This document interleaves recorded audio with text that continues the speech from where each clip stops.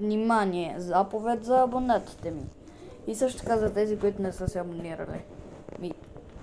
Няма какво друго да кажа, освен да се абонират за тези, които не са се абонирали. Имам съобщение от новините.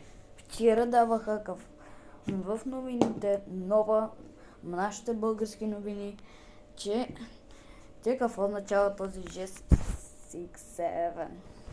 Ще ви покажа едно видео, само изчакайте секунда. След като с песента е възприята баскетболистът Ламело Бол от NBA, който е висок 6 фута и 7 инча. Оказва се, че изразът се използва от учениците по цял свят, включително и от тези в България. Най-често като възклицание. С леко повдигане на раменете, длани обърнати нагоре, които се движат последователно. В момента, в който някой учител каже, направете 6 и 7 упражнение или отворете на 67 страница, целият клас избухваше и викаха 6-7 и правиха този жест с ръцете. Срещаме се с баба и внучка. Питаме ги дали са чували за 6-7. Думата на годината е 6-7. Знаете ли какво е това? Знам.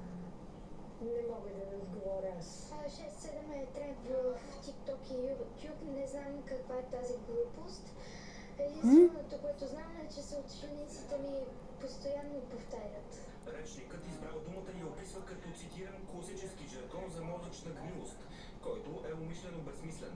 Задържаната енергия по някакъв начин трябва да се освободи и ми изглежда като възглас, изразяване на емоция или нещо горе-долу. С един от организаторите на кампанията Дума на годината, Доротея Николова, разсъждаваме възможно ли подобно междуметие да окупира класацията и у нас през януари. Помните, че търсихме една фотка много дълго време из България и сте почти цяла България, така че мял бе. Или пък Туту.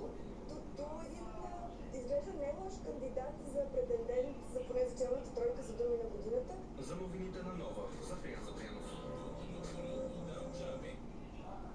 И за една друга странна история, кораб Фантом само с двама моряци на борда дигна на крак институциите у нас.